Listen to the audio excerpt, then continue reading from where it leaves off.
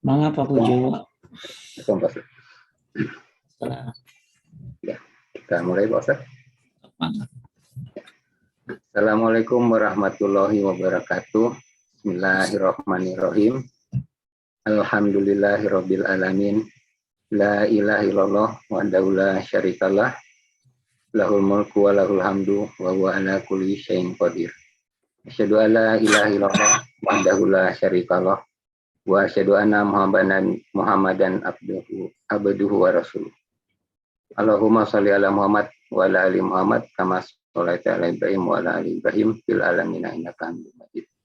Bapak Ibu jemaah Majelis Taklim Shofir yang dirahmati Allah Subhanahu wa taala. Alhamdulillah kita saat ini diberi kesehatan dan keluangan waktu untuk mengikuti kajian kitab Shahih Tafsir Ilmu Katsir. Salawat serta salam semoga tercurah kepada Nabi kita Nabi Muhammad sallallahu alaihi wasallam dan juga kepada keluarganya, sahabat dan seluruh pengikutnya dan ke kita semua sampai yaumil akhir. Alhamdulillah Pak Ustadz sudah bersama kita. Kita doakan semoga Pak Ustadz selalu diberi kesehatan. Amin. Baik, hari ini kita masuk membahas mengenai surat Al-Ikhlas. Silakan Pak Ustadz. Alhamdulillahirabbil alamin. Allahumma shalli ala Muhammad wa ala ali Muhammad kama shallaita ala Ibrahim wa ala ali Ibrahim innaka Hamidum Majid. Allahumma barik ala Muhammad wa ala ali Muhammad kama barakta ala Ibrahim wa ala ali Ibrahim innaka Hamidum Majid. Alhamdulillah Bapak Ibu sekalian, kita bisa mempelajari tafsir Al-Qur'an di mana Al-Qur'an diturunkan bukan hanya untuk dibaca tapi untuk ditadabburi, diambil pelajaran.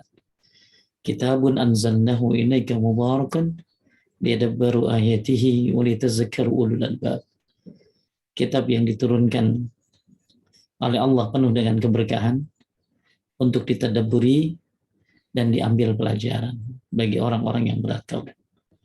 Maka alhamdulillah semoga dengan mempelajari tafsir Allah Subhanahu wa taala bukakan semua kemudahan untuk kita mengamalkan Al-Qur'an.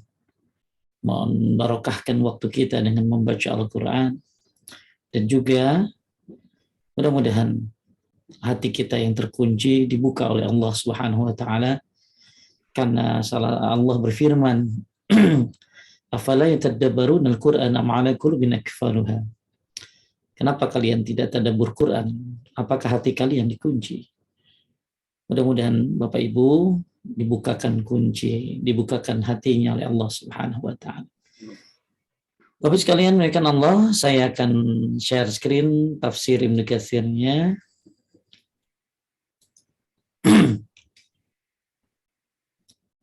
Kelihatan Pak Pujo ya? Kelihatan. Ya, Sahih Tafsir Ibnu Katsir. Kitabnya ini ya sudah diseleksi hadis-hadisnya oleh Syekh Nasiruddin Al-Albani dan tafsir ini sudah diawasi oleh tim ahli tafsir di bawah pengawasan Syekh Syafi'i Rahman Al-Mubarakfuri. Baik, kita masuk kepada surat Al-Ikhlas. Ya. Sebab turunnya surat ini serta keutamaannya. Imam Ahmad meriwayatkan dari Ubay bin Ka'ab radhiyallahu an bahwa orang-orang musyrik berkata kepada Nabi sallallahu alaihi wasallam, "Hai Muhammad, katakan kepada kami nasab atau silsilah keturunan Rabbmu." Ya, Bapak Ibu, karena orang Yahudi kan nyembah siapa? Nabi Uzair. Orang Nasrani nyembah Nabi Isa. Dan mereka berharap menyamakan juga bahwa orang Islam ini Tuhannya ya punya sama kayak mereka. Maka alhamdulillah sampai hari ini Kita tidak pernah menyembah Nabi Muhammad SAW, kita menyembah Allah Subhanahu wa taala. Oleh karena itu hati-hati, jangan sampai kita meminta kepada Nabi Muhammad. Jangan sampai kita menuhankan dia, karena dia adalah utusan Allah. Ya, makanya la tatruni kama atrati Isa bin Maryam faqulu Abdullah wa Rasuluh. Jangan kau puji aku melebihi seperti dipujinya Isa bin Maryam, maka katakanlah Abdullah wa Rasuluh. Jadi orang-orang musyrik berkata kepada Nabi Shallallahu Alaihi Wasallam, hai Muhammad, katakan kepada kami nasab Rabbmu. Akhirnya Allah turunkan firman-Nya, Qul huwallahu ahad, Allahus samad, lam yalid wa lam yulad, wa lam yakun lahu kufuwan ahad. Ibnu Jarir At-Tirmizi menambahkan Allahus samad, bergantungnya kepada segala sesuatu, tempat bergantungnya kepada segala sesuatu, yakni zat yang tidak beranak dan tidak pula diperanakan. Karena sesuatu yang diperanakan pasti akan mati. Dan sesuatu yang akan mati pasti mempunyai ahli waris. Sedangkan Allah Subhanahu wa taala tidak akan mati dan tidak punya ahli waris. Walam yakun lahu kufuwan ahad, dan tidak ada sesuatu yang setara dengan dia, yakni tidak ada yang serupa dengan dia dan tidak ada yang sebanding dengan dia, serta tidak ada yang menyamai dia. Taib, inilah prolog tentang sebab turunnya surat Al-Ikhlas, ya. Bisa dipahami Pak Bujo? Sekarang kita akan masuk pada keutamaan surat ini. Ya, tentunya surat ini memiliki keutamaan yang sangat hebat. Berapa banyak di antara kita yang suka baca surat Al-Ikhlas? Ya, kalau dilihat kapan aja kita baca Al-Ikhlas tuh Pak Pujo, banyak banget. Ya, di antaranya kalau kita lihat ya ada 9 waktu dianjurkan membaca surat apa? Al-Ikhlas. Yang pertama waktu pagi sore, ya kan? Ya, pagi sore bersamaan dengan Al-Falaq dan An-Nas. Kemudian ya, ini barang siapa yang membacanya akan dicukupkan oleh Allah, ya. Kemudian sebelum tidur kita juga disunnahkan membaca surat Al-Ikhlas, ya. Kemudian ketika ingin meruqyah, ya. Nah, ini ketika mau meruqyah juga dibacakan berbarengan dengan Falaq dan An-Nas juga. Kemudian ketika wirid selesai sholat, ya, habis sholat kita baca ayat kursi, kulhu, Falaq, An-Nas, ya. Kemudian ketika sholat qobliyah subuh kita baca Al-Kafirun dan Al-Ikhlas. Kemudian juga ketika ba'diyah maghrib, ya, ketika ba'diyah maghrib. Kemudian juga ketika mengerjakan sholat witir, rakaat keberapa Pak? Ketiga, ya, rakaat ketiga kita baca Al-Ikhlas juga. Ke-8, ya, ketika mengerjakan sholat maghrib atau sholat wajib pada malam Jumat, Pak. Ya, surat Al-Kafirun dibaca pada rakaat pertama setelah membaca Al-Fatihah, sedangkan Al-Ikhlas dibaca pada rakaat kedua. Jadi kalau hari Jumat, sholat apa Pak? Maghrib, ya? Sholat maghrib. Ini bukan ba'diyah, ya, bukan ba'diyah maghrib. Kalau ba'diyah maghrib, iya bacanya Al-Kafirun dan Al-Ikhlas. Ini sholat maghrib di hari Jumat. Sholat maghrib, maksudnya malam Jumat, ya.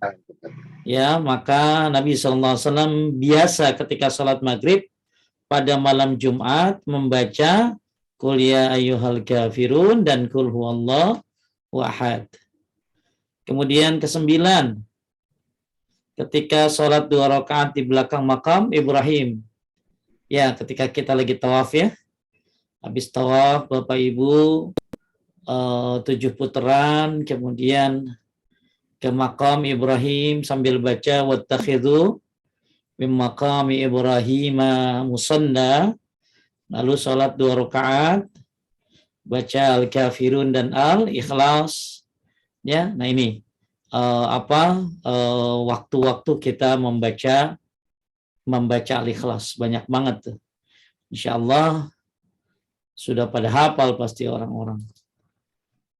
Baik, kita lihat keutamaannya. Apa aja sih keutamaannya? Kalau tadi kan waktu bacanya kapan? Boleh Pak? Al-Bukhari. Al-Bukhari meriwayatkan dari Amrah binti Abdirrahman. Dia pernah diasuh oleh istri Nabi Shallallahu Alaihi Wasallam, Aisyah, dari Aisyah radhiyallahu anha, bahwa Nabi Shallallahu Alaihi Wasallam mengutus seorang sahabat untuk memimpin pasukan dalam suatu peperangan. Sahabat itu menjadi imam para sahabat lainnya dalam sholat. Dan ia selalu menutup bacaannya dengan surat Al-Ikhlas. Wah, jadi ngerti nggak Pak? Jadi dia tuh kalau sholat ya dia ini selalu menutup bacaannya dengan surat Al-Ikhlas. Ya, jadi rakaat pertama baca surat apa misalnya? Baca surat Wadduha. Terus dia tutup dengan Al-Ikhlas. Rakaat kedua dia baca Al-Masad ya atau Al-Lahab. Dia baca Al-Ikhlas. Jadi apa sih? Jadi selalu setiap menutup bacaannya dengan Al-Ikhlas. Nah, ya. Nah, ini jadi Bapak boleh aja ya sekali-kali kalau lagi sholat, ya kalau lagi sholat rakaat pertama baca apa pujo misalnya Al-A'la ya. Lalu habis Al-A'la Al-Ikhlas. Rakaat kedua pujo baca Al-Ghasyiyah. Al-Ghasyiyah Al-Ikhlas. Jadi sahabat ini selalu menutupnya dengan apa tadi? Al-Ikhlas. Terus ketika mereka kembali, mereka menceritakan hal itu kepada Nabi SAW. Lalu beliau bersabda, tanyakanlah kepadanya, untuk apa ia melakukan hal tersebut. Lalu mereka bertanya kepadanya. Maka ia menjawab, karena surat tersebut merupakan sifat zat yang maha pengasih, dan aku suka membacanya. Lalu Nabi SAW bersabda, kabarkanlah kepadanya bahwa Allah Ta'ala mencintainya. Masya Allah Pak. Jadi akhirnya para sahabat ini bertanya kepada Nabi Shallallahu Alaihi Wasallam, tanyakan kepadanya untuk apa ia melakukan hal tersebut. Maksudnya dia kenapa kalau sholat selalu menutup bacaan suratnya dengan apa? Al-Ikhlas. Ya, ya. Maka akhirnya dia ditanya, jawabannya apa? Karena surat tersebut merupakan sifat zat yang maha pengasih. Jadi jawabannya karena surat tersebut. Jadi kenapa sih orang itu selalu menutup sholatnya dengan surat Al-Ikhlas? Menutup suratnya dengan surat Al-Ikhlas. Setiap sholat. Karena surat tersebut kata dia merupakan sifat zat yang maha pengasih dan aku suka membacanya. Maka kata Nabi Sallallahu Alaihi Wasallam, akhbiruhu anna Allah Ta'ala yuhibbuh. Katakanlah kepadanya bahwa Allah Ta'ala mencintainya. Masya Allah. Jadi Allah Ta'ala mencintai dia Pak. Kenapa? Karena dia suka membaca Al-Ikhlas dan dia membaca Al-Ikhlas karena apa? Karena surat tersebut merupakan sifat zat yang maha pengasih. Ya saya yakin bapak-bapak juga suka baca Al-Ikhlas ya. Cuman kenapa sukanya gitu lah. Ya mudah-mudahan sukanya. Mungkin sukanya beda karena nggak ada apa lagi kali ya. Gitu ya. Ya, kalau sahabat Nabi ini suka karena di dalam Al-Ikhlas ini merupakan sifat zat yang maha pengasih. Ya, dan aku suka membacanya. Masya Allah. Makanya ibu-ibu, bapak-bapak, kalau misalnya baca Al-Ikhlas, di hati itu ada hal, kenapa kamu baca Al-Ikhlas? Saya suka bacanya. Karena ini adalah surat yang merupakan sifat zat yang maha pengasih. Ya kalau ya bagus ngapalin juga yang lainnya gitu lah ya. Kemudian ada lagi hadis yang lain. Al-Bukhari lanjut.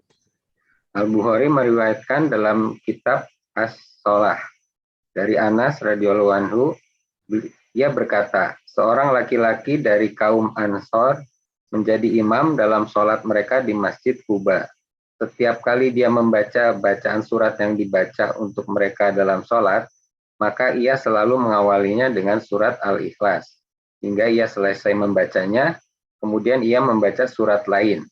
Ia melakukannya pada setiap rakaat. Kebalik ya Pak ya? Ya. Kalau tadi kan selalu menutupnya dengan Al-Ikhlas. Kalau ini enggak, mengawalinya dengan Al-Ikhlas, lalu surat lain. Rakaat kedua, awali dulu dengan Al-Ikhlas, baru surat lain. Ya. Kemudian lanjut hal ini. Hal ini membuat para sahabatnya berkata kepadanya, engkau selalu membuka bacaan dengan surat tersebut, yakni Al-Ikhlas. Kemudian engkau merasa bahwa surat tersebut belum cukup, sehingga engkau membaca lagi surat yang lain. Jika engkau membaca surat tersebut, maka tidak usah membaca surat yang lain atau sebaliknya. Jadi dikomplain, Pak. Ya, kalau udah baca Ikhlas, ya ikhlas aja, nggak usah baca yang lain atuh, gitu loh. Cukup satu surat saja. Jadi sebenarnya dalam salat itu boleh ya. Kita baca 2 surat, 3 surat, boleh, nggak apa-apa. Kata Utsaimin, apa yang dibolehkan dalam salat sunnah, dibolehkan juga dalam salat wajib. Lalu berkata, apa? Aku tidak bisa meninggalkan surat tersebut. Jika kalian menyukai aku menjadi imam kalian dalam sholat, maka aku tetap akan melakukannya. Tapi jika kalian tidak menyukainya, maka kuserahkan perkara imam kepada kalian. Yo, kalau mau saya jadi imam, yang ngikutin saya, kelas kita mah ya.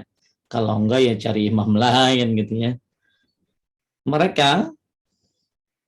Mereka memandang bahwa sahabat tersebut merupakan orang yang paling utama di antara mereka. Dan mereka tidak menyukai jika orang lain yang menjadi imam mereka dalam sholat. Maka mereka menceritakannya kepada beliau, lalu beliau bersabda, hai Fulan, apa yang menghalangimu melaksanakan apa yang disarankan oleh para sahabatmu? Dan apa yang mendorongmu untuk tetap membaca surat tersebut dalam setiap rakaat? Laki-laki tersebut berkata, sesungguhnya aku mencintai surat tersebut. Beliau bersabda, cintamu terhadap surat tersebut menyebabkanmu masuk surga. Hubbuka iyyaha adkhalakal jannah. Cintamu terhadap surat tersebut menyebabkanmu masuk surga. Masya Allah. Ya, nih, kalau tadi kan apa Pak? Kalau tadi kan akhbiruhu anna Allah Ta'ala yuhibbu. Katakan kepada dia bahwa Allah Ta'ala mencintainya karena dia mencintai surat Al-Ikhlas dan dia suka membacanya, dan dalam Al-Ikhlas merupakan sifat zat Allah yang Maha Pengasih. Nah, kalau hadis yang lain menyebutkan bahwa dibilang bahwa hubbuka iyyaha adkhalakal jannah, kecintaanmu terhadap Al-Ikhlas menyebabkanmu masuk surga. Tuh, jangan main-main sama Al-Ikhlas. Ya, kalau baca tuh pakai penghayatan. Saya cinta surat ini. Ya, karena surat ini isinya zat yang Maha Pengasih. Ya, aku cinta surat ini. Masya Allah. Mudah-mudahan Bapak Ibu ya bisa lebih mencintai lagi Al-Ikhlas. Kemudian hadis yang itu satu keutamaan tentang Al-Ikhlas yang insya Allah bisa menyebabkan cintaan Allah, dan yang kedua bisa menyebabkan kita masuk surga. Kemudian hadis yang menetapkan bahwa surat Al-Ikhlas sebanding dengan sepertiga Al-Quran. Nah ini nih, Al-Bukhari meriwayatkan dari Abu Sa'id bahwa seorang mendengar seorang laki-laki baca surat Al-Ikhlas berulang-ulang. Jadi ada orang, Pak, jadi nggak apa-apa, silakan Pak Pujo baca Qul huwallahu ahad Allahu samad lam yalid wa lam yulad di luar salat ya Pak ya. Qul huwallahu ahad Allahu samad lam yalid wa lam yulad wa lam yakul lahu kufuwan ahad. Qul huwallahu bismillahirrahmanirrahim. Qul huwallahu ahad Allahu samad lam yalid wa lam yulad wa lam yakul lahu kufuwan ahad. Bismillahirrahmanirrahim. Qul huwallahu ahad Allahu samad lam yalid wa lam yulad wa lam yakul lahu kufuwan ahad. Silakan Pak Pujo, banyak sebaca-baca banyaknya. Tapi nggak boleh begini Pak, baca 100, baca 1000, nggak boleh pakai bilangan-bilangan begitu kecuali ada dalilnya ya. Nah akhirnya ketika tiba waktu pagi, yang mendatangi Nabi Sallallahu Alaihi Wasallam lalu menceritakan hal tersebut kepada beliau, seolah-olah orang itu menganggapnya sepele. Jadi kan tadi ada orang dengerin, ada orang baca Al-Ikhlas berulang-ulang. Lalu disampaikan kepada Nabi, seolah-olah menganggapnya sepele perbuatan mengulang-ulang baca Al-Ikhlas. Apa kata Nabi? Walladzi nafsi biyadih innaha lata'dilu sulusal Qur'an. Demi zat yang jiwaku berada di tangannya, sesungguhnya surat tersebut benar-benar sebanding dengan sepertiga Al-Qur'an. Tuh, ya, jadi surat sekarang Jadi surat Al-Ikhlas ini sebanding dengan sepertiga Al-Quran. Nah, apa maksudnya? Nah, ini penting Pak untuk diluruskan ya. Apa maksudnya sepertiga Al-Quran ini? Nah, ini penting untuk kita ketahui ya. Ini kan hadisnya tadi ini. Ya jizu ahadukum ayyaqra fi lailatul sulusul Quran, cukup kalimat sepertiga Al-Quran dalam semalam. Demi zat yang jiwaku berada di tangannya, surat itu senilai sepertiga Al-Quran. Pak Pujo pasti dari kecil sering dengar ini. Ya. Bahwa Al-Ikhlas itu sepertiga Al-Quran. Apa sih maksud kalau Al-Ikhlas itu adalah sepertiga Al-Quran? Nah ini coba Pak Pujo tahu nggak? Kenapa Al-Ikhlas tuh? Nah ini yang harus kita bahas. Jadi banyak orang baca Al-Ikhlas. Al-Ikhlas itu sepertiga Quran. Gue hatam tiap hari, gue mah apa ya baca Al-Ikhlas 3 kali gitu loh. Ya. Nah, kita lihat apa sih maksud makna Al-Ikhlas itu sepertiga Al-Quran. Ini penting buat ibu-ibu semuanya, perhatikan. Apa yang disebut dengan Al-Ikhlas itu sepertiga Al-Quran itu kayak apa? Makna Al-Ikhlas sepertiga Al-Quran, dalam Al-Quran itu ada 3 pembahasan pokok. Kenapa Al-Ikhlas dianggap sepertiga Al-Quran? Karena di dalam Al-Ikhlas di dalam Al-Quran, ada 3 pembahasan pokok. Apa aja, Pak? Satu hukum seperti ayat perintah, larangan, halal, haram, dan seterusnya. Ada kan, Pak? Ya. Ada ya. 2 janji dan ancaman seperti ayat yang mengupas tentang surga, neraka, balasan termasuk kisah orang soleh dan kebahagiaan yang mereka dapatkan dan kisah orang jahat berikut kesengsaraan yang mereka dapatkan. 3 berita tentang Allah, yaitu semua penjelasan mengenai nama dan sifat Allah. Ya, jadi kenapa Al-Ikhlas dibilang sepertiga Quran? Jadi di dalam Quran itu ada ada 3 bahasan pokok, Pak.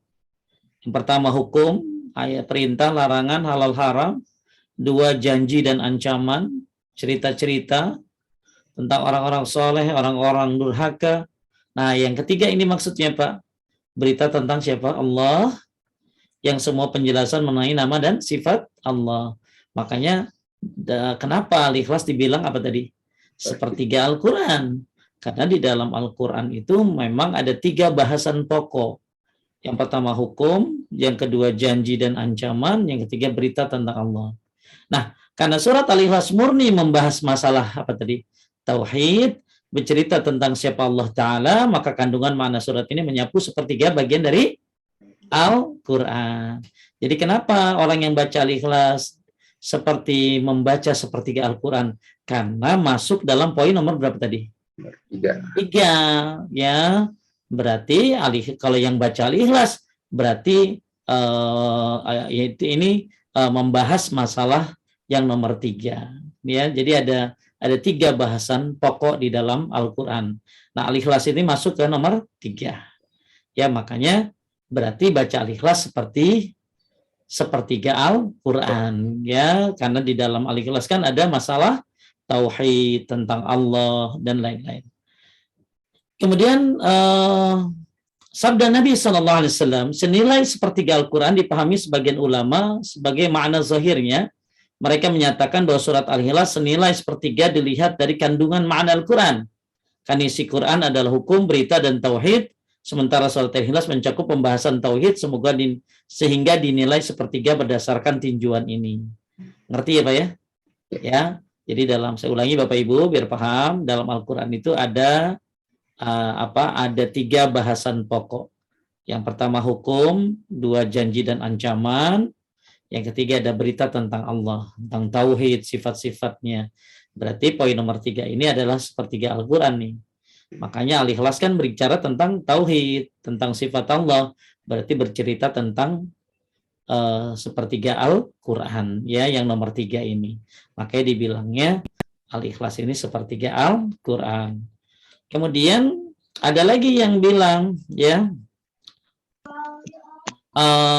nah sekarang gini, pahalanya, nah ini pahalanya senilai membaca sepertiga Al-Quran, ya. Ya Bapak Ibu sekalian dimuliakan Allah, ya.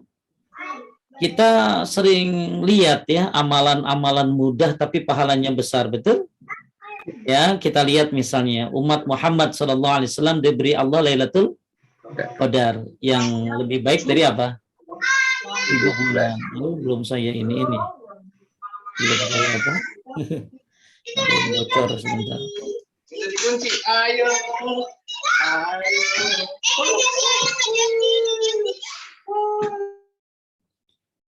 Dibuka lagi Pak Puju ya. Ya, jadi Allah dengan rahmat dan kasih sayangnya memberikan pahala ibadah kepada hambanya dengan nilai beraneka ragam. Ada ibadah yang diberi nilai besar, ada yang dinilai kecil, sesuai dengan hikmah Allah. Sehingga umat Nabi Muhammad SAW yang usianya relatif pendek bisa mendapatkan pahala besar tanpa harus melakukan amal yang sangat banyak. Umat Muhammad SAW diberi apa tadi? Lailatul Qadar. Kemudian juga dikasih surat apa tadi? Al-Ikhlas. Siapa yang membacanya sekali dinilai mendapatkan pahala membaca apa tadi? Sepertiga Al-Quran. Nah ini jangan akhirnya nggak baca Quran gitu loh, ya gitu ya.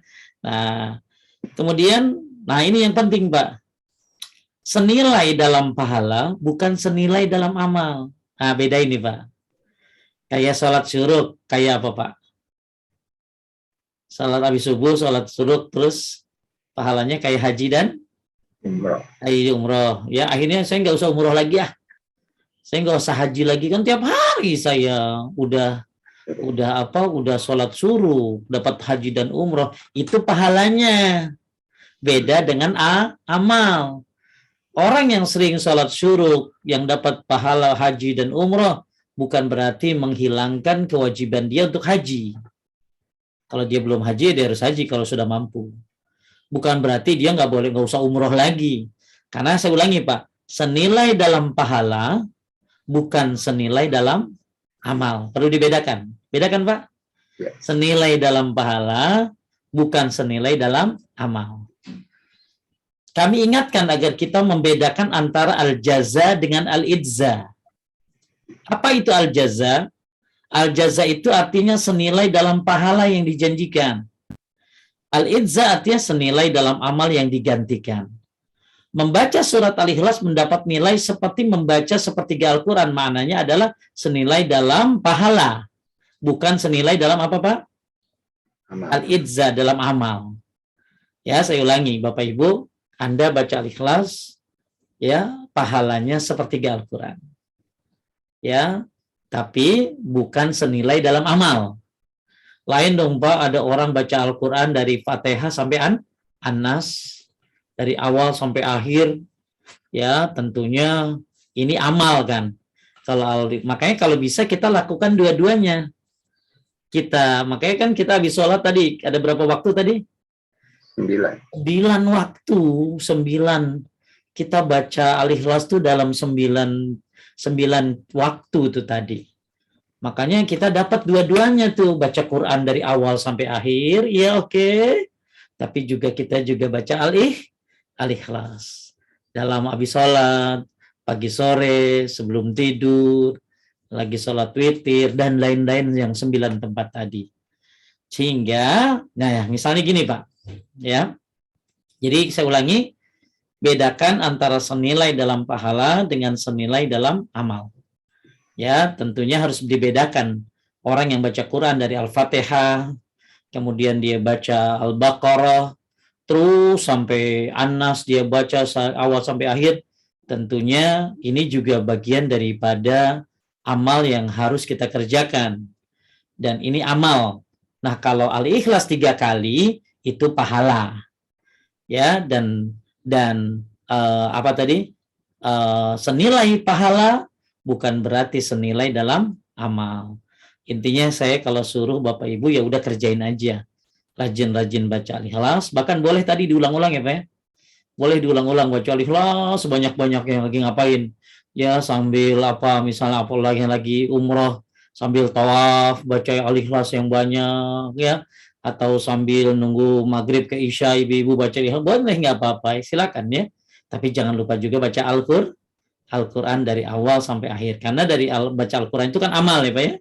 Sedangkan baca Al-Ikhlas itu pahalanya, ya pahalanya. Kemudian misalnya begini Pak, ada orang yang bernazar boleh? Sehingga misalnya ada orang yang bernazar untuk membaca satu Al-Quran, maka dia tidak boleh hanya membaca surat Al-Ikhlas 3 kali. Karena keyakinan senilai dengan satu Al-Quran semacam ini tidak boleh. Karena dia belum dianggap membaca seluruh Al-Quran meskipun dia mendapat pahala membaca satu Al-Quran. Oh, saya udah baca Quran, udah hatam saya sehari sekali.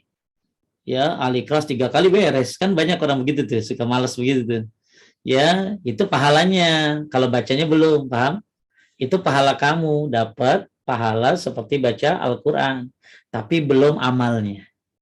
Ya, maka misalnya ada orang nazar. Saya bernazar kalau misalnya anak saya lahir laki-laki, saya pengen hatam Quran. Akhirnya laki-laki, Pak. Langsung dia baca Qul 3 kali. Qul huwallahu ahad, Allahu samad. Enggak boleh begitu. Ya, berarti dia harus tetap baca Al-Quran dari awal sampai akhir gitu loh. Ya. Nah, karena dia belum menganggap seluruh Al-Quran, membaca seluruh Al-Quran meskipun dia mendapat pahalanya. Jadi dia belum baca seluruhnya walaupun dapat pahalanya. Misalnya, ya, sebagaimana ketika ada orang yang sholat 2 rakaat sholat wajib di Masjidil Haram, bukan berarti setelah itu dia boleh tidak sholat selama 50 tahun, benar nggak Pak? Kan sekali sholat di Masjidil Haram berapa Pak? 100.000 kan? 100.000. 100.000 kali 2 kali sholat, ya berarti 200.000. Wah, ini habis itu dia nggak sholat lagi. Nah, salah dong, ya kan?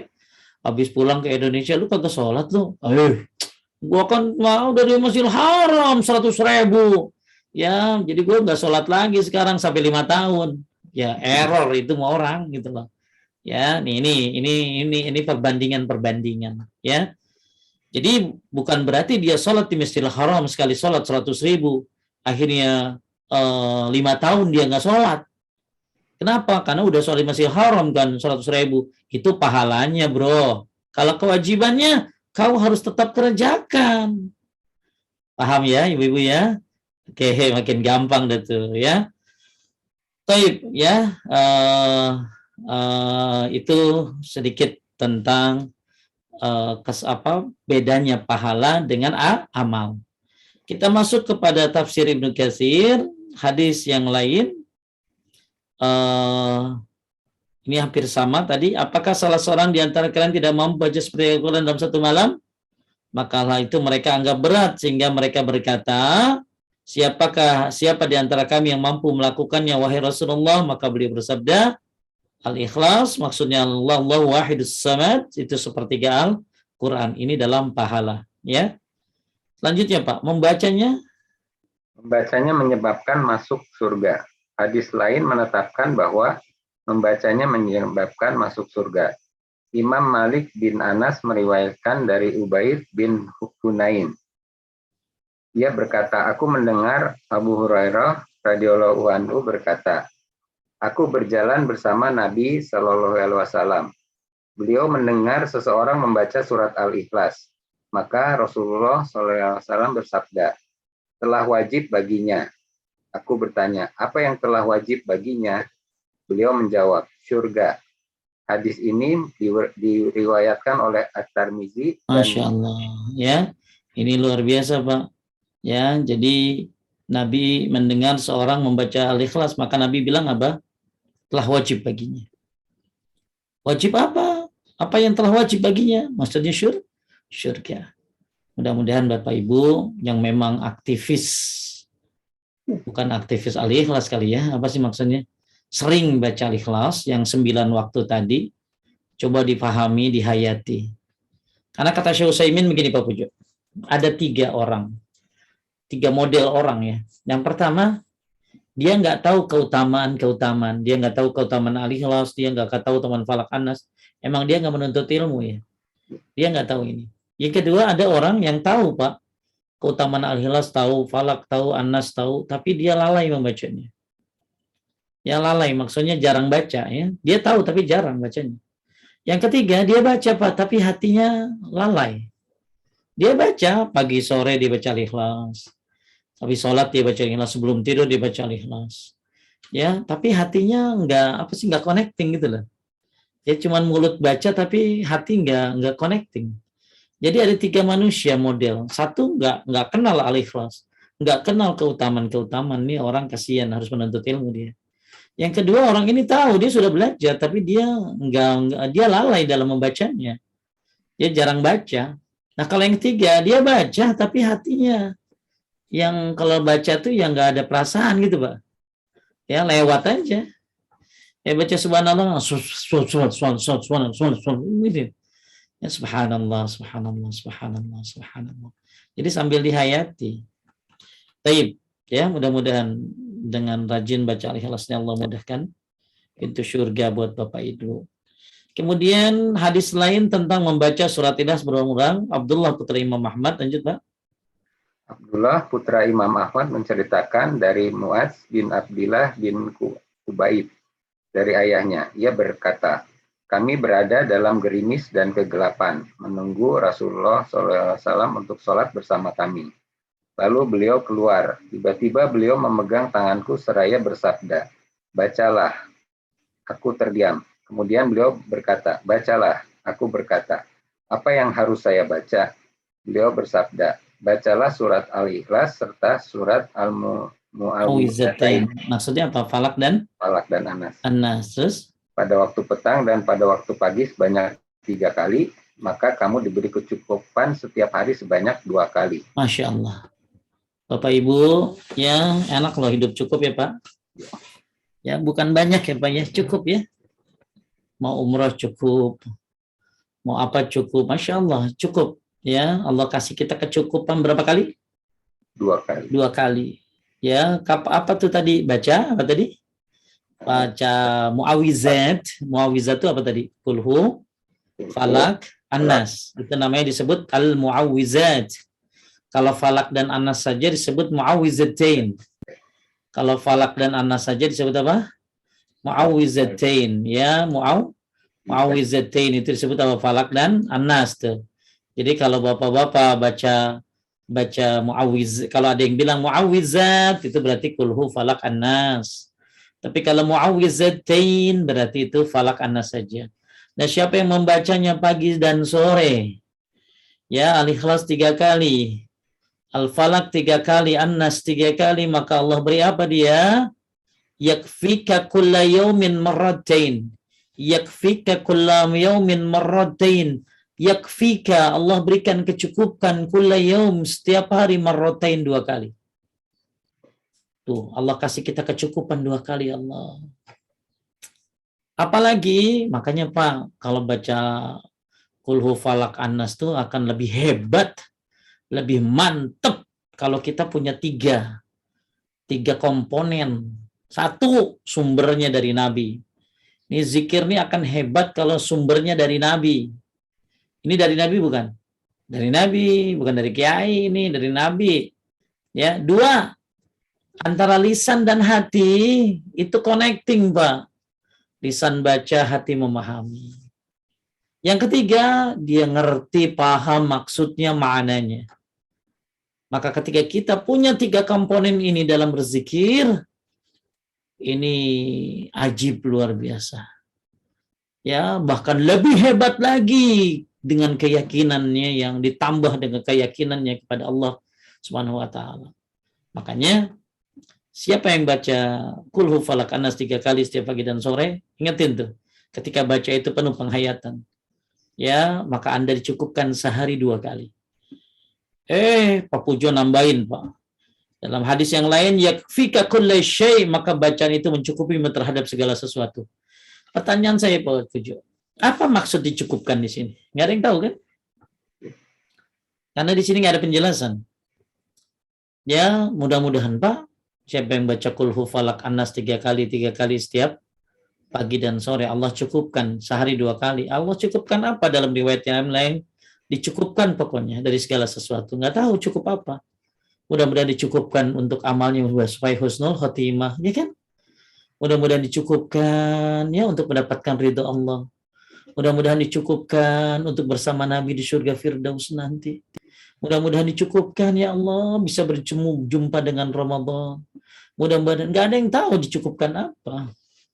Ya, Apalagi kalau kita pengen lebih lagi dicukupkan. Boleh. Gimana caranya? Sebelum tidur baca 2 ayat terakhir surat Al-Baqarah. Amanar rasulu bima unzila ilaihi min rabbihi wal mu'minun kullun amana billahi wa malaikatihi wa kutubihi wa rusulih sampai fangsurna 'alal qaumil kafirin. Siapa yang membaca itu sebelum tidur akan dicukupkan. Dicukupkan dari apa? Ada yang bilang dicukupkan dari gangguan syaitan, ada yang dicukupkan dari tahajud, ada yang dicukupkan lain-lain dan lain sebagainya.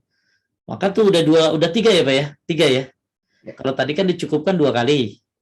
Sekarang tambah 2 ayat terakhir surat Al-Baqarah dicukupin tuh, udah 3 tuh. Tambah lagi Pak Bujo apa? Sholat duha 4 rakaat. 2 salam, 2 salam. Ya, siapa yang sholat duha 4 rakaat di awal siang, Allah akan cukupkan dia di akhir siang. Udah 4 itu Pak, dicukupin deh. Bisa tambah lagi Pak Ustadz? Bisa. Ya, cuman ini riwayatnya diperselisihkan. Ya, membaca hasbiyallahu la ilaha illa huwa tawakkaltu wa rabbul arsyil azim 7 kali. Nah, ini ada perselisihan dalam riwayatnya. Baik. Kemudian lebih hebat lagi ketika Al-Ikhlas ini Pak, ini ada doa yang di dalamnya kayak surat Al-Ikhlas, Pak. Ini yang ngaji fikih sama saya, ya pasti tahu ini, doa ini. Dan Pak Pujo udah sampai, udah nih ya, ini doa sebelum salam nih. Cuman belum hafal aja pada mungkin bapak-bapak ibu-ibu ya. Ini doa sebelum salam, nanti yang mau pembahasannya nanti sore ada kajian dari Majlis Ta'lim An-Nur, ya. Kajian tentang masalah sholat, kalau nggak salah sampai ke doa sebelum salam, sholawat dan doa sebelum salam. Nah, ada doa namanya Ismul Azam. Ya, ini doa terkandung di dalamnya surat Al-Ikhlas. Lanjut, Pak.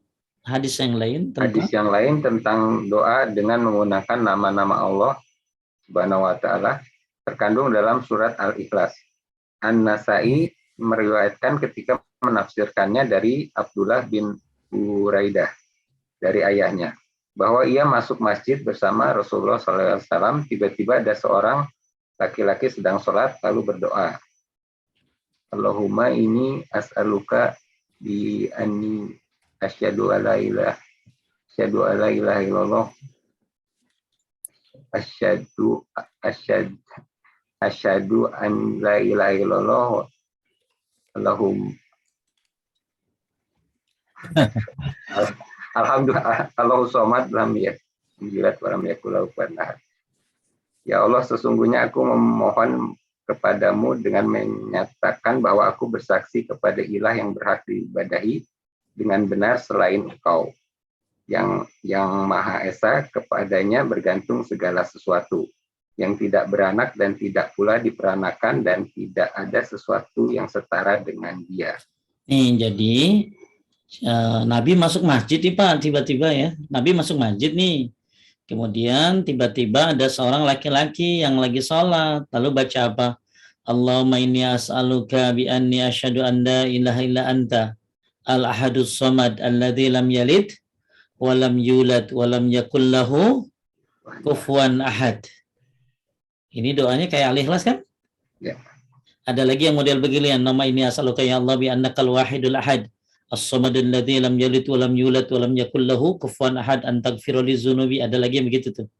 Ya, jadi ceritanya Nabi masuk masjid lalu ada orang doa, Allahumma inni as'aluka bi anni asyhadu an la ilaha illa anta al-ahadus samad alladzi lam yalid wa lam yulad wa lam yakul lahu kufuwan ahad.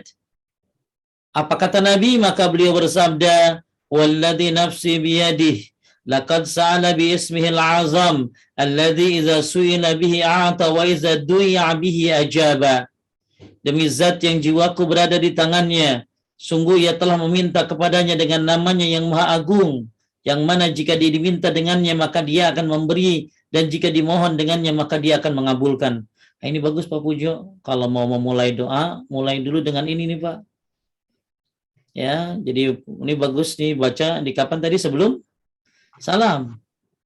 Ya, jadi ibu, ketika ada orang baca doa ini, Allahumma inni as'aluka bi anna asyhadu an la ilaha illa anta al-ahadus samad alladzi lam yalid wa lam yulad wa lam yakul lahu kufuwan ahad, Maka Nabi bilang, demi zat yang jiwaku berada di tangan sungguhnya telah meminta kepada Allah dengan namanya yang agung. Nah, tadi apa tadi namanya? Ismul Azam. Ismul Azam, nama Allah yang agung. Ya, siapa yang meminta dengan doanya ini, dengan menyebut nama Allah yang agung ini, ya, maka dia akan memberi, dan dia siapa yang memohon dengannya maka dia akan mengabulkannya. Maka bagus dibaca sebelum salam, sebelum Anda minta yang lain, Pak. Silakan Bapak. Ada lagi yang model begini, Pak. Allahumma inni as'aluka bi anna lakal hamd la ilaha illa anta wahdaka la syarika lak al-mannan ya badi'as samawati wal ardi ya dzal jalali wal ikram ya hayyu ya qayyum inni as'aluka al-jannah wa a'udzu bika minan nar. Ada kayak begitu. Nah, ini salah satunya. Jadi ini disebut Ismul Azam karena kita kan taunya nama apa? Kita taunya Asmaul Husna, ya. Kita tahu Asmaul Husna. Nah, ini ada namanya apa? Ismul Azam. Dia di dalamnya ada nama Allah yang agung. Nah, ini terkandung di dalam doa ini. Nah, kalau bisa sih hafalin ya, Pak ya. Hafalin ini doa sebelum kapan tadi? Sebelum salam. Di dalamnya terdapat ada surat Al-Ikhlasnya ya. Kayak surat Al-Ikhlasnya apa? Al-Ahadus Samad alladzi lam yalid wa lam yulad wa lam yakun. Sebenarnya gampang kita ngapalinnya, Pak, cuman butuh sepertiga lagi kan? Coba Allahumma inni as'aluka bi anni asyhadu an la ilaha illa anta, udah tuh. Nah, ini Ahadus Samad, ingat kulhu aja udah. Alladzi lam yalid wa lam yulad wa lam yakul lahu kufuwan ahad. Ya. Nah, ini Ismul Azam dalam surat apa tadi? Dalam doa yang di dalamnya ada surat Al-Ikhlas. Bapak Ibu doa deh dengan doa ini ya. Apalagi mau masuk Ramadan ya, biar dipertemukan dengan Ramadan. Ya, tapi doanya jangan bilang minta ketemu, tapi minta ketemu dan berkah. Karena yang ketemu Ramadan banyak, tapi yang berkah belum tentu. Kemudian pengobatan, ya ini agak panjang nih Al-Ikhlas ya.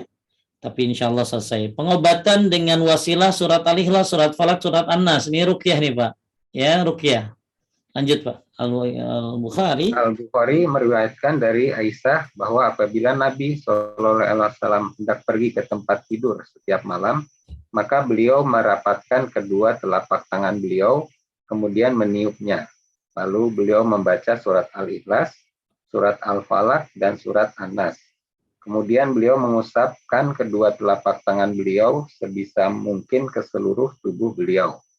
Beliau memulai dengan mengusap kepala, wajah, dan bagian depan dari tubuh beliau dengan kedua telapak tangan. Beliau melakukan hal itu sebanyak 3 kali. Demikianlah hadis yang diriwayatkan oleh para ulama penyusun kitab Sunan. Jadi mengusap kedua telapak. Jadi baca surat Al-Ikhlas, Falak, dan An-Nas, kemudian mengusapkan kedua telapak tangan beliau sebisa ke seluruh tubuh beliau. Ini yang baca siapa? Nah, Aisyah. Jadi ini diriwayatkan Aisyah bahwa apabila Nabi hendak tidur tuh, ya. Nah, itu baca itu tadi, kemudian ditiupin kan, kita melakukan ini kan setiap mau tidur kan. Nah, ya, ini termasuk apa Pak? Ini namanya ruqyah, ya, ruqyah. Ya, mudah-mudahan ya dengan membaca Qul Falak An-Nas tadi Allah hindarkan kita dari segala malapetaka. Baik, kita masuk kepada tafsirnya. Bismillahirrahmanirrahim. Qul huwallahu ahad, Allahus samad, lam yalid wa lam yulad wa lam yakul lahu kufuwan ahad. Telah artinya Pak, katakanlah. Katakanlah, dialah Allah yang Maha Esa. Allah adalah Rob yang bergantung kepadanya segala sesuatu. Dia tidak beranak dan tidak pula diperanakan. Dan tidak ada seorang pun yang setara dengan dia. Taib, ini tadi kan udah disebutin ya asbabun nuzulnya. Kenapa? Tentang sebab turunnya surat Al-Ikhlas, Ikrimah berkata ketika orang Yahudi berkata kami menyembah Uzair, anak Allah. Dan orang Nasrani berkata kami menyembah Yesus, anak Allah. Orang Majusi berkata kami menyembah matahari dan bulan. Orang-orang musyrik berkata kami menyembah berhala. Maka Allah menurunkan kepada Rasulullah sallallahu alaihi wasallam, Qul huwallahu ahad. Ya. yakni dialah yang Maha Esa, tidak ada yang menyamainya, tidak ada sekutu baginya, tidak ada yang serupa dengannya, tidak ada yang setara dengannya, tidak ada yang sebanding dengannya. Lafaz ini tidak ditetapkan kepada siapapun dalam konteks penetapan kecuali hanya kepada Allah Subhanahu wa taala, karena Dia Maha sempurna dalam seluruh sifat dan perbuatannya. Ini asbabun nuzulnya tadi sudah diceritakan di awal. Orang-orang musyrik ada yang menyembah Uzair, Nabi Uzair, ada yang menyembah Nabi Isa, ya, ada yang nyembah, ada yang macam-macam. Maka sebutkan nasab Tuhanmu, maka diturunkanlah surat Al-Ikhlas, ya. Kemudian Allah berfirman tadi, kalau huwallahu ahad, ya, bahwa Allah lah yang Maha Esa, nggak ada dua, nggak ada tiga, cuma Allah, ya, cuma Allah satu, nggak ada dua, nggak ada tiga. Kemudian Allahus Samad, Allah adalah Rabb yang bergantung kepadanya segala sesuatu. Ikrimah berkata dari Ibnu Abbas radhiyallahu anhuma, yang di seluruh makhluk bergantung kepadanya dalam semua kebutuhan dan permasalahan. Masya Allah, Pak. Allahus Samad. Banyak taksi, banyak nggak, Pak? Taksi banyak ya? Taksi banyak kan? Ya, belum lagi yang online, belum lagi banyak banget ojek dan lain-lain. Siapa yang ngasih rezeki mereka? Allah. Ya. Ya, makanya lagi minyak goreng turun, yang ngasih rezeki Allah. Lagi naik juga yang ngasih rezeki Allah. Ya, cuma Allah tempat bergantung kepada kita semua. Maka kata Ikrimah, Allahus Samad, maksudnya apa? Seluruh makhluk bergantung kepadanya dalam semua kebutuhan dan permasalahan. Kita gantungin masalah sama manusia, maka kecewa yang ada. Udah ini banget, Pak, kayaknya bisnis udah percaya banget. Dibohongin.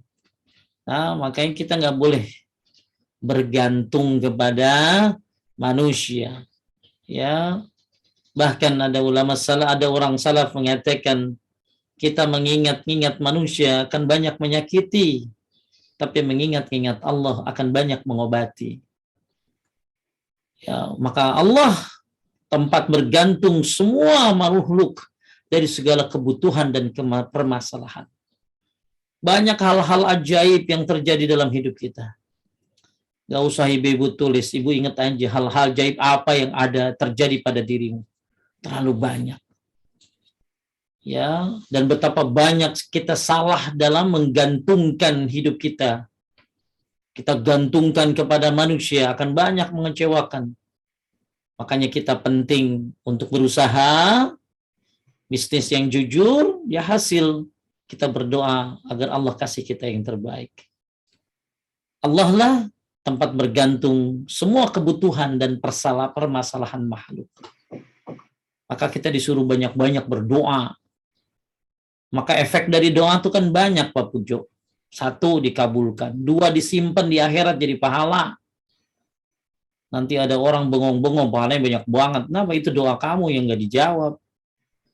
Yang ketiga, ya, ditukar doanya dengan dihindari dari musibah. Makin banyak doamu, makin banyak musibah yang hilang. Maka terus bergantung kepada Allah.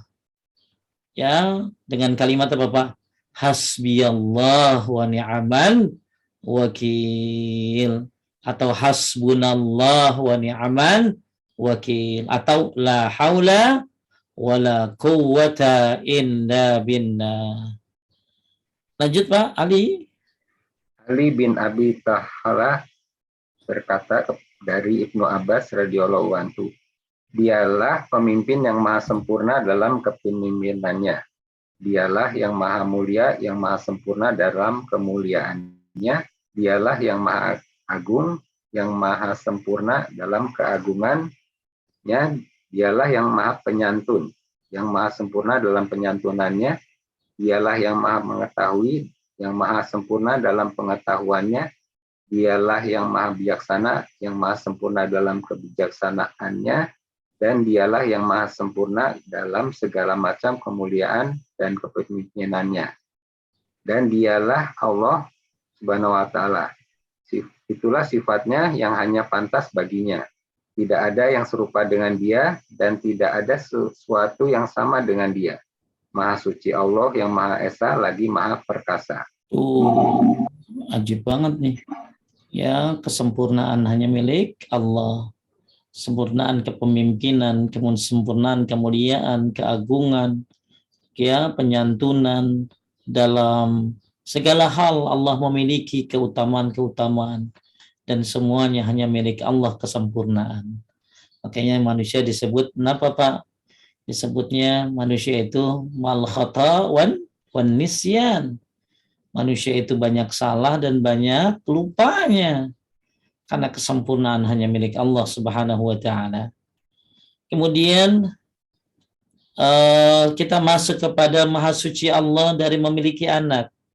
Lam yalid wa lam yulad wa lam yakul lahu kufuwan ahad. Allah tidak beranak, tidak pula diperanakan, dan tidak ada sesuatu yang setara dengan Dia. Yakni Dia tidak punya anak, tidak punya orang tua, tidak punya istri. Walam yakul lahu kufuwan ahad, serta tidak ada sesuatu yang setara dengan Dia, yakni Dia tidak punya istri. Sebagaimana firman Allah, badi'us samawati wal ardi anna yakunu lahu waladun wa lam takun lahu sahibahu wa khalaqa kulla syai'. Allah pencipta langit dan bumi. Bagaimana mungkin Dia mempunyai anak padahal Dia tidak mempunyai istri? Dia menciptakan segala sesuatu dan Dia mengetahui segala sesuatu. Nah, makanya Bapak Ibu sekalian menaikkan Allah nggak punya anak. Ya, Allah nggak punya tandingan. Allah nggak punya pasangan. Maka bagaimana emosinya makhluk Allah ketika Pak Pujo ada orang nih Pak ngomongin kalau Allah itu punya anak. Lihat bagaimana di dalam Al-Quran surat Maryam 88 sampai 95 Pak. Dan mereka berkata, Allah yang Maha Pengasih mempunyai anak nih. Kan ada orang bilang kalau Allah punya anak. Bahkan orang-orang musyrik mengatakan anak Allah itu, anak perempuannya itu para malaikat. Ya. Dan ada yang mengatakan bahwa Allah punya anak. Lihat bagaimana. Sungguh kalian telah membawa sesuatu yang mungkar. Lihat Pak. Hampir saja langit pecah. Jadi karena ada yang bilang Allah itu punya anak. Itu langit hampir pecah. Bumi terbelah. Hampir saja bumi terbelah. Dan gunung-gunung runtuh karena ucapan itu. Maka hati-hati Pak. Ya, mengucapkan selamat kepada orang non-muslim. Nggak boleh. Kita ini toleransi Pak. Toleransi ya biarin aja mereka. Ya, itu toleransi. Kita nggak boleh ganggu. Ya, tapi kalau toleransi hanya bablas, ada yang doa di tempat yang bukan masjid, kan ada berita ya. Berita ada orang ibadahnya di mana tuh? Ya, di depan patung-patung, Masya Allah. Ya, subhanallah. Agama apa mereka? Ya. Jadi ketika ada orang yang mengatakan bahwa Allah mempunyai anak, ini membawa sesuatu yang sangat mungkar. Hampir saja langit pecah Pak. Bumi hampir terbelah dan gunung runtuh. Kenapa? Karena ucapan itu. Karena mereka menganggap Allah yang Maha Pengasih mempunyai anak, dan tidak mungkin bagi Allah yang Maha Pengasih mempunyai anak. Tidak ada seorang pun di langit dan di bumi melainkan akan datang kepada Allah yang Maha Pengasih sebagai seorang hamba. Dialah benar-benar telah menentukan jumlah mereka dan menghitung mereka dengan hitungan yang teliti, dan setiap orang dari mereka akan datang kepada Allah sendiri-sendiri pada hari kiamat. Maka hati-hati ya, ikut-ikutan. Ya, kita hormati orang yang orang muslim ya, selama bukan kafir harbi. Kita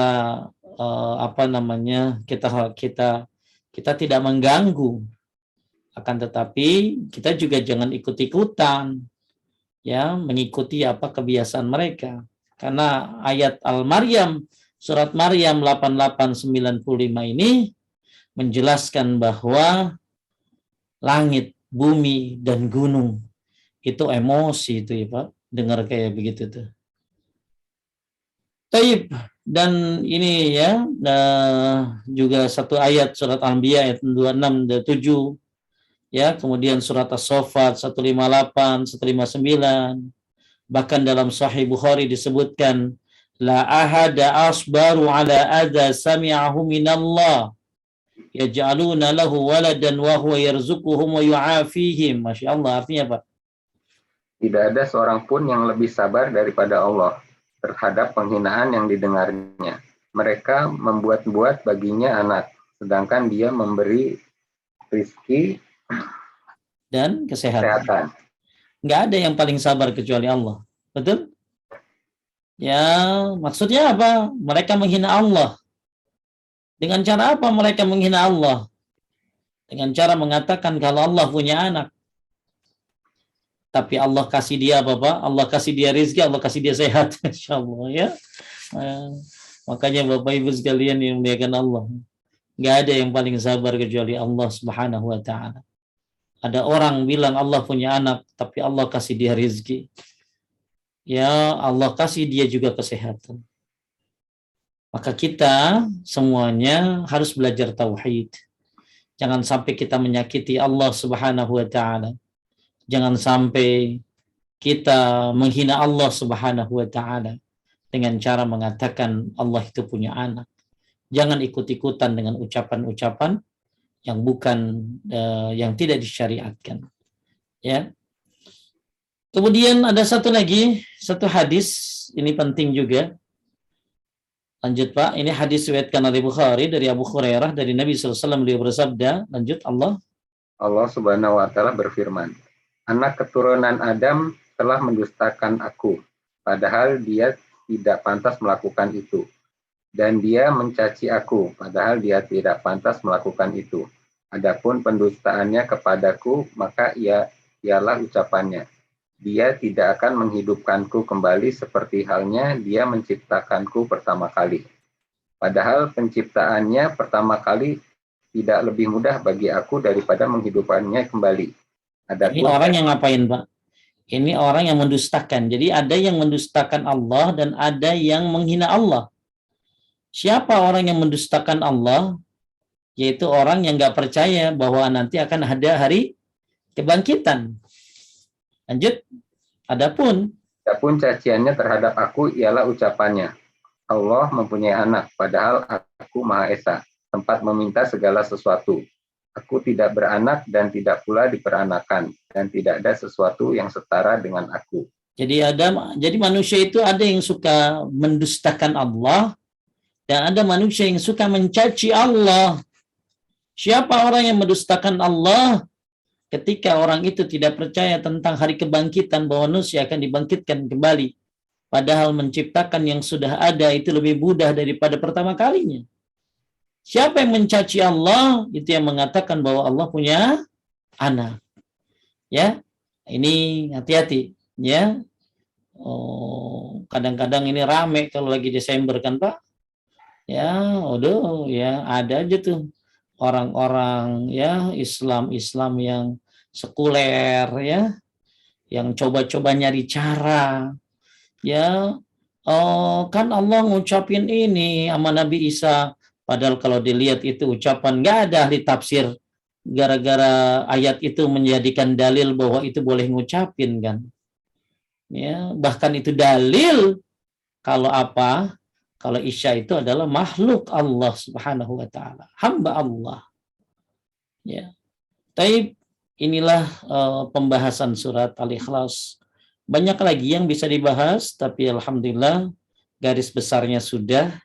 Intinya ketaman Al-Ikhlas itu sudah luar biasa. Juga tadi sudah dibahas apa aja. Kalau ada tambahan mungkin sebentar. Ya, nah, ini mungkin ada sedikit tentang keutamaan Al-Ikhlas yang mungkin belum ada di situ. Saya pernah datang suatu tempat bersama Rasulullah, lalu beliau mendengar seorang laki membaca Al-Ikhlas, ya intinya. Kemudian maka Rasulullah bersabda pasti. Lalu aku bertanya apa wahai Rasulullah, masuk surga? Udah hampir sama tadi. Ini juga sama, ini dari kitab At-Targhib wa Tarhib. Ini enggak ada nih Pak, ya. Berkumpullah karena sesungguhnya aku akan membacakan kepada kalian seperti Al-Quran. Lalu berkumpullah mereka berkumpul, kemudian Nabi SAW keluar dan membaca Qul huwallahu ahad, Al-Ikhlas. Lalu beliau masuk, kemudian di antara kami ada yang berkata kepada yang lain, sungguhnya aku berpendapat ini adalah kabar yang datang dari langit. Itulah yang membuat beliau masuk. Setelah itu Nabi SAW keluar dan bersabda, sungguhnya aku telah mengatakan kepada kalian, aku akan bacakan kepada kalian seperti Al-Quran, ketahuilah bahwa ia setara dengan seperti Al-Quran. Ini mendukung hadis-hadis yang tadi. Kemudian ini juga sama, ini dari kitab yang lain, ya, ya hampir sama insya Allah semuanya, ya. Tapi mungkin ada yang nanya Pak?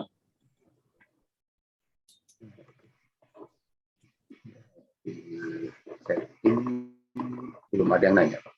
Belum ada pertanyaan. Bapak Ibu yang mau bertanya langsung, silakan.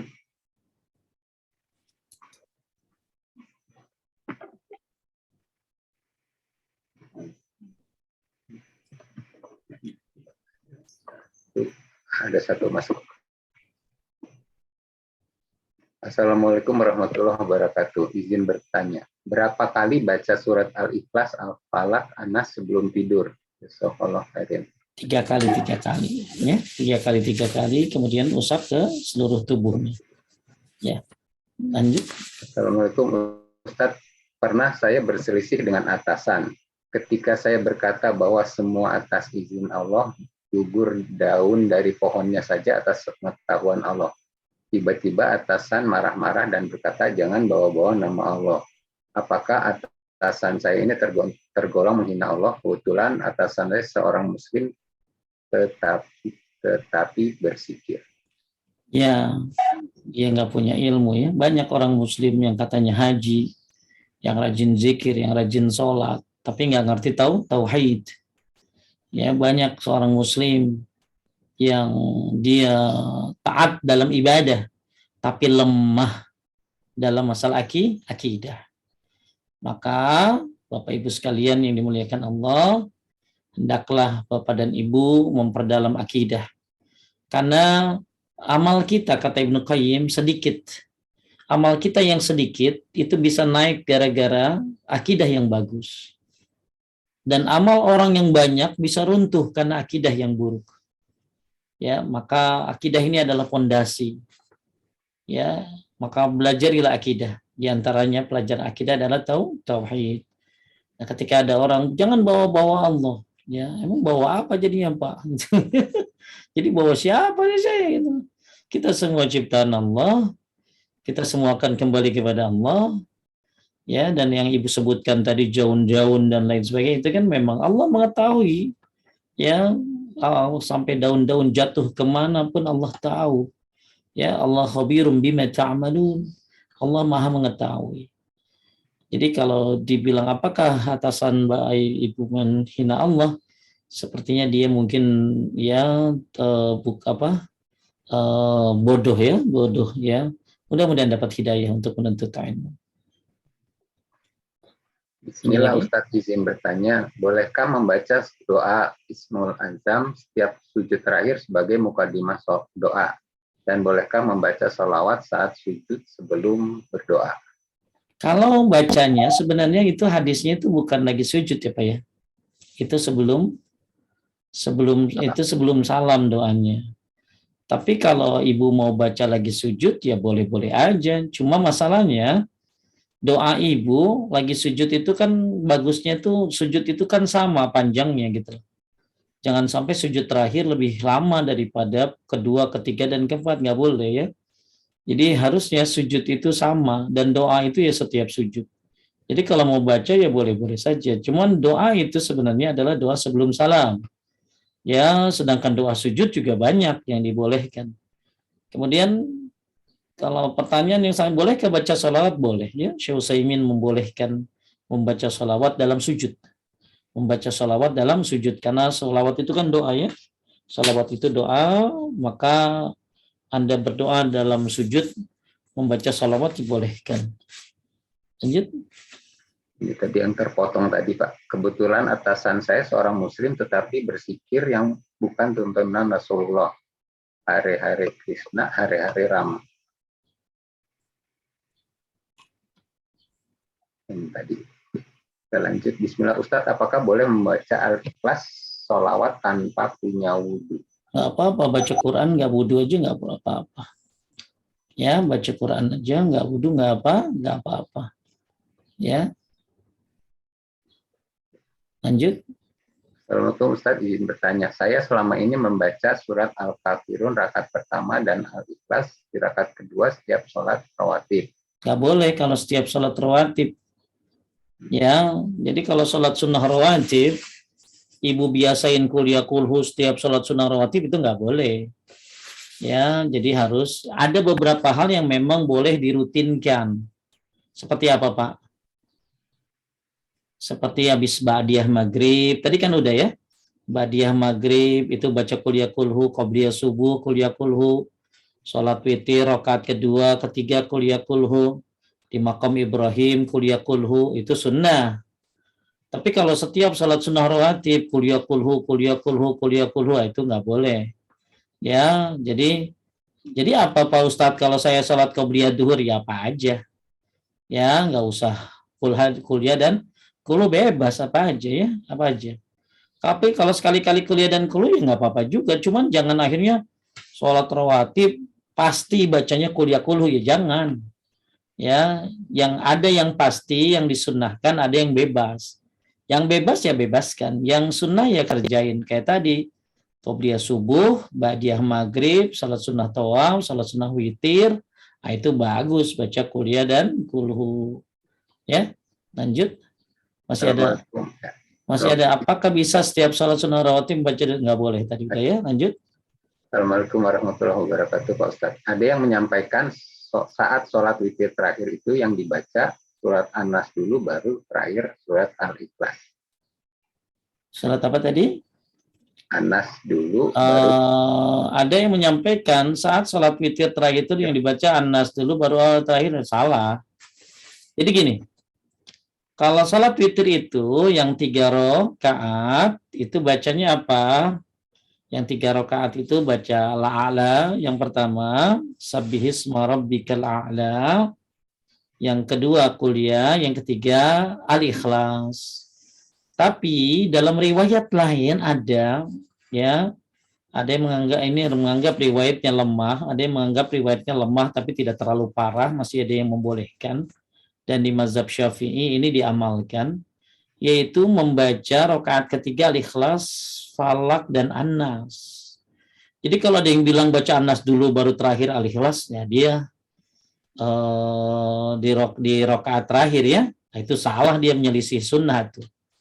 Ya, jadi saya ulangi, membaca Al-Ikhlas di sholat witir rakaat ketiga, Al-Ikhlas saja, tidak pakai Falak dan An-Nas, itu dalilnya sahih, ya sahih. Bahkan di Arab ya, di Saudi itu Al-A'la, Sabihis pertama, Al-Kafirun baru Al-Ikhlas.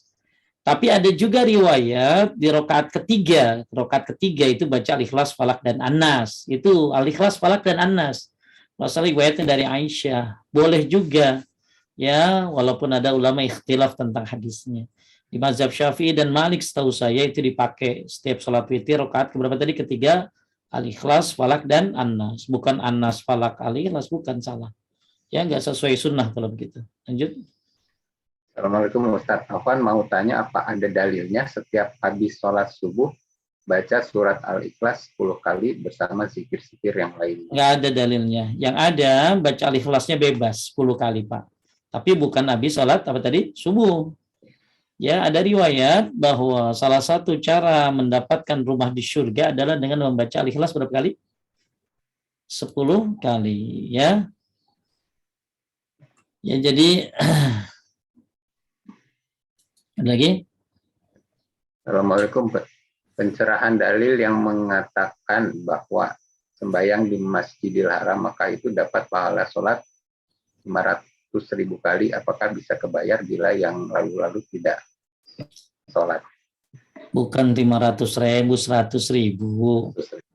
Jadi siapa yang ibu-ibu sholat di Masjidil Haram 1 kali sholat, maka itu pahalanya 100.000 kali. Bukan berarti akhirnya sholat yang lalu-lalu yang kebayar, enggak lah. Ya enggak, itu pahalanya. Pahala, bedain apa tadi Pak? Pahala dengan amal. Pahala dengan amal gitu lah. Ya, jadi pahalanya 100.000. Ya, tapi bukan berarti sholat-sholat masa lalu akhirnya tercover gitu loh. Jadi gimana kalau yang dulu sering ninggalin sholat, ya tinggal tobat, ya tinggal tobat, jangan ulangi lagi, perbanyak sholat sunnah. Ya, apalagi udah sholat Masjidil Haram 100.000, saya dihitungin 5 kali sholat 500.000, gue 5 hari berarti 2,5 juta. Ini pulang kagak sholat lagi, itu lebih error lagi. Jadi orang yang dulu sering ninggalin sholat, cara yang paling ampuh adalah dengan taubat. Yang kedua, banyakin, jangan ulangi lagi. Yang ketiga, banyakin sholat sunnah. Lanjut. Assalamualaikum Ustaz, sholat mengikuti imam pada saat imam membaca surat, apakah kita mengikuti imam membaca Al-Fatihah atau kita mendengarkan imam membaca surat? Boleh, misalnya berbarengan dengan imam boleh. Di dalam kitab Sahih Fikih Sunnah. Bismillahirrahmanirrahim. Bismillahirrahmanirrahim. Alhamdulillahi Rabbil Alamin. Alhamdulillahi Rabbil Alamin. Ar-Rahmanir-Rahim. Ar-Rahmanir-Rahim. Maliki yaumiddin. Maliki yaumiddin. Boleh. Ya. Jadi boleh itu baca apa tadi? Baca Al-Fatihah. Jadi atau ibu dengerin dulu setelah Imam Waladdallin amin, baru ibu baca apa tadi? Baca Al-Fatihah. Lanjut. Assalamualaikum Ustaz, apakah membaca Al-Ikhlas yang 10 kali tiap hari fadilahnya masuk surga itu baca sekaligus? Bukan masuk surga, dapat rumah di surga. Dapat rumah di surga. Kalau yang baca Al-Ikhlas berulang-ulang, itu bukan 10 kali ya Bu ya. Saya ulangi Ibu. Jadi ada riwayat baca Al-Ikhlas 10 kali dapat rumah di surga. Dapat rumah di surga. Ini bacanya kapan aja, tapi jangan habis sholat ya, waktu-waktu ibu santai, kapan aja yang nggak terikat waktu ya. Kalau habis sholat kan ada tuntunannya bacaannya. Nah ini mah yang tadi itu yang dibaca tuh dia baca Al-Ikhlas banyak-banyakin itu. Nah ada, jadi begitu Nabi dengar ada orang baca Al-Ikhlas, Nabi bilang wajib baginya. Wajib baginya apa? Surga. Wajib baginya surga gitu loh ya. Jadi bukan baca 10 kali. Kalau yang 10 kali tadi dapat apa tadi Pak? Rumah di surga. Tapi kalau Bapak Ibu rajin-rajin baca Al-Ikhlas sebanyak-banyaknya silakan aja ya. Ya. Cuma tadi ada riwayat bahwa ada seorang siapa tadi sahabat ya, baca Al-Ikhlas berulang-ulang ya, maka akhirnya dibilang apa? Ya, wajib baginya. Wajib apa? Wajib baginya apa tadi? Surga. Baik. Mohon dituliskan di sini yang disunahkan baca Al-Kafirun dan Al-Ikhlas dalam sholat rawatib. Oh, di rawatib hanya hadiah maghrib.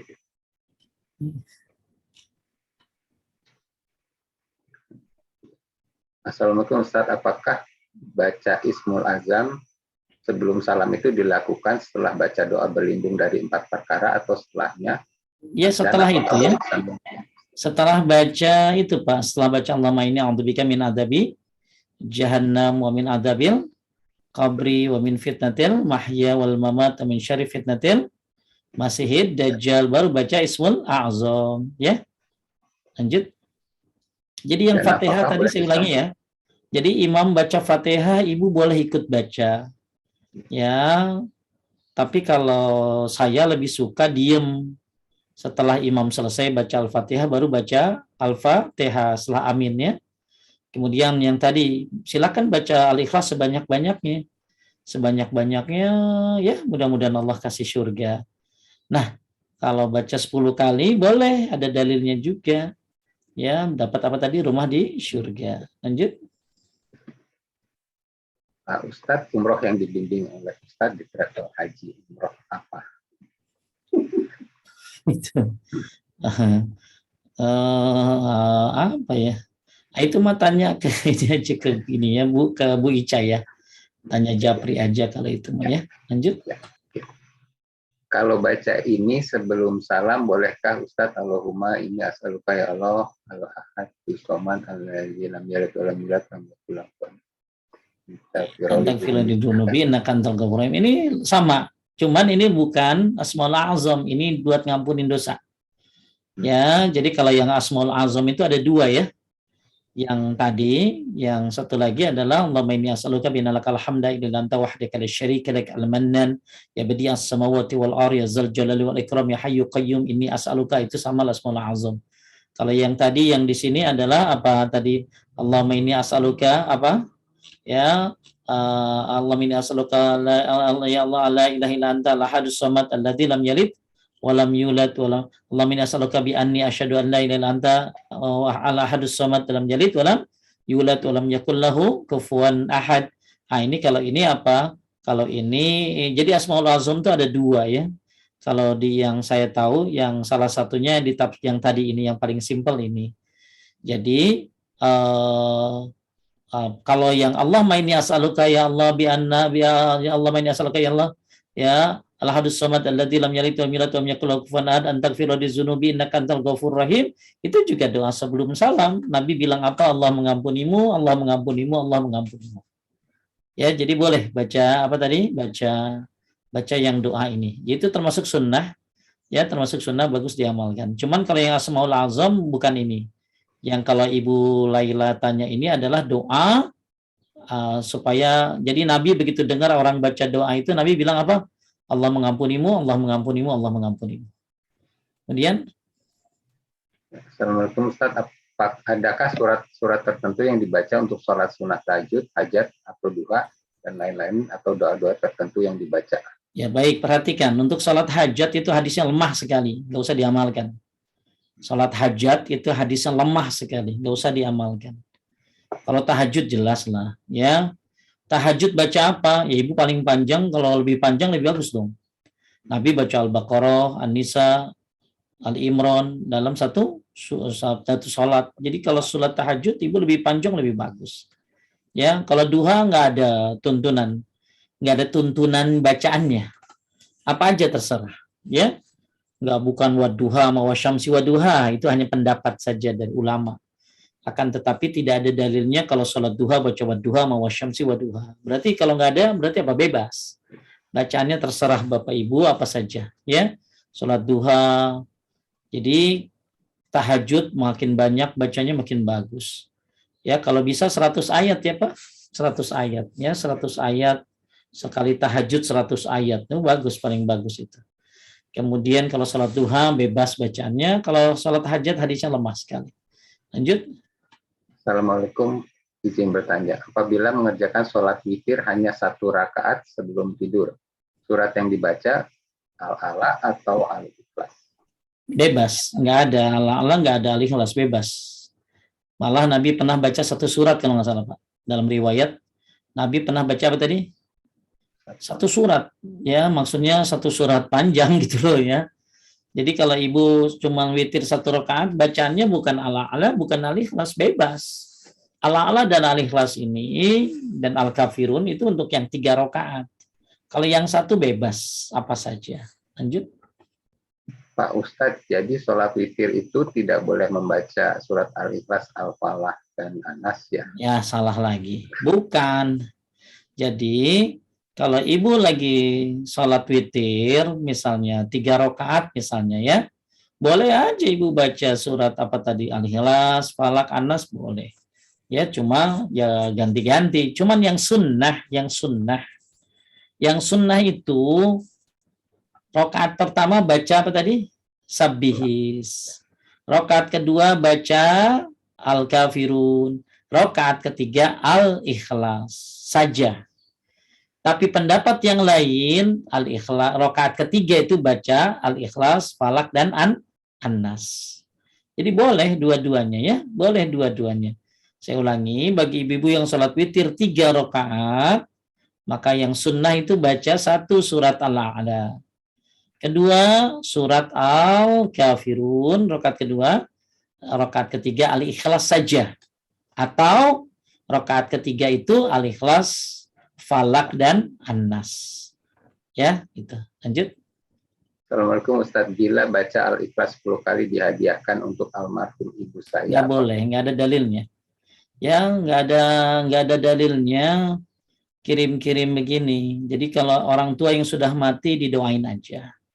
Ya, orang tua yang sudah meninggal didoakan saja. Didoakan itu lebih baik daripada ibu kalau dikirim-kirim Fatihah, kirim-kirim Al-Ikhlas, itu nggak ada dalilnya. Karena Al-Quran itu buat yang hidup. Linzira man kana hayyan wa yahiqqal qawlu 'alal kafirin. Al-Quran itu peringatan untuk yang hidup. Jadi yang mati didoakan saja. Tapi kalau ibu menjadi anak yang soleha, dia apa yang diajarkan oleh orang tua, ibu amalin sesuai sunnah ya, yang sesuai sunnah, maka orang tua dapat pahalanya. Ya, maka rajin-rajin mendoakan orang tua dan menjalankan kebiasaan baik yang sesuai syariatnya. Yang kebiasaan orang tua diikutin kalau yang sesuai syariat. Lanjut. Pak Ustadz, kalau kita baca Fatihahnya sesudah imam, apakah harus baca surat pendek juga? Nggak usah, kita baca Al-Fatihah aja tugasnya. Kalau sholat maghrib, isya, dan subuh, kita bacanya Al-Fatihah saja, nggak usah baca surat. Surat itu urusan imam. Lanjut. Kalau sholat tasbih boleh Ustaz? Syekh Albani membolehkan, Hasan riwayatnya menurut beliau, silakan. Tapi nggak boleh ditentukan malam nisfu Sya'ban, nggak boleh. Ya, sholat tasbih kapan saja silakan. Ya, nggak boleh ditentukan harus nisfu Sya'ban, nggak boleh. Ya, jadi bebas, kapan saja, malam, siang, terserah. Lanjut. Sholat tahajud disunahkan berapa rakaat? Kalau mau 11, ya 8 tahajud witir 3 atau 10 tahajud witir 1. Terus? Ustaz, sholat tahajud inginnya baca surat yang panjang, tapi membaca Al-Quran. Boleh, nggak apa-apa, ya, tapi sekali-kali saja, jangan jadi kebiasaan, ya, kan, nggak apa-apa ya, sekali-kali baca, megang Quran. Lanjut. Izin bertanya, bolehkah membaca doa ketika sujud atau sebelum salam dengan bahasa Inggris? Boleh dalam hati. Lanjut. Assalamualaikum Ustaz, kalau sholat witir 1 rakaat hanya sebelum subuh, saat mau tidur tidak boleh 1 rakaat. Bingung saya. Sholat witirnya mungkin sebelum subuh. Boleh, nggak apa-apa sebelum subuh 1 rakaat. Jadi sunnah malah ya. Saat mau tidur tidak boleh 1 rakaat ya. Jangan ya. Kalau udah witir habis sebelum tidur ya nggak usah witir lagi sebelum subuh. Witir 1 kali, nggak boleh 2 kali ya. Witir itu 1 kali, nggak boleh 2 kali. Kalau udah sebelum tidur ya udah, nanti malam tinggal tahajud. Ya. Kalau pertanyaannya, kalau hampir sebelum subuh 1 rakaat boleh, Bu? Boleh, nggak apa-apa ya. Witir. Kalau dia belum sholat witir, sebelum tidur ya witir sebelum subuh boleh. Maksudnya sebelum datang waktu subuh, bukan udah subuh, jangan. Ya, kalau sebelum tidur boleh 1 rakaat juga berarti? Boleh, ya. Lanjut. Biasa pengulangan. Assalamualaikum Ustaz, bolehkah waktu sholat tahajud baca suratnya memegang mushaf dan otomatis banyak bergerak karena harus pakai kacamata? Ya makanya tadi ya jangan dilakukan rutin ya, sekali-kali boleh. Aisyah pernah melakukannya. Sebenarnya dalilnya Aisyah itu lagi taraweh ya. Lagi taraweh. Jadi ulama memang berbeda pendapat. Jadi lebih baik kalau ibu kalau bisa kali-kali boleh, tapi kalau sering-sering kan nanti banyak gerakan, mata nggak ke tempat sujud, seperti itu. Ya, jadi sekali-kali boleh. Habis ya? Baik, Bapak Ibu sekalian dimuliakan Allah Subhanahu wa taala. Mudah-mudahan bermanfaat apa yang kita sampaikan, apa yang kita bahas pada hari ini. Yuk makin cinta terhadap surat Al-Ikhlas, makin paham. Ingat ya, dengan membaca Al-Ikhlas Allah bisa mencintai Anda. Ya, karena di dalam Al-Ikhlas ada sifat-sifat Allah yang Maha Pengasih. Maka Allah bisa mencintaimu dengan kecintaanmu kepada Al-Ikhlas. Kalau dirimu suka baca Al-Ikhlas, cinta kepada Al-Ikhlas, maka berarti bukan hanya sekedar baca, akan tetapi paham dan tahu apa isi Al-Ikhlas. Hati-hati, jangan jadi pendusta kepada Allah dan jangan jadi penghina Allah. Siapa yang berdusta kepada Allah, yang mendustakan Allah adalah orang yang tidak percaya terhadap hari kebangkitan. Lalu siapa orang yang menghina dan mencela Allah? Itu orang yang mengatakan kalau Allah itu punya anak. Semoga dimudahkan. Barakallahu fikum. Subhanaka Allahumma wa bihamdika asyhadu an la ilaha illa anta astaghfiruka wa atubu ilaik. Assalamualaikum warahmatullahi wabarakatuh. Waalaikumsalam warahmatullahi wabarakatuh. Jazakallahu khairan Pak Ustadz atas kajian yang telah sampaikan. Bapak Ibu jemaah, terima kasih atas waktunya untuk mengikuti kajian ini. Saya mohon maaf jika dalam penyampaian kajiannya ada kekurangan. Kajian tafsir ilmu katsir akan kita lanjutkan di bulan depan, insyaallah. Wassalamualaikum di bulan depan. Assalamualaikum warahmatullahi wabarakatuh.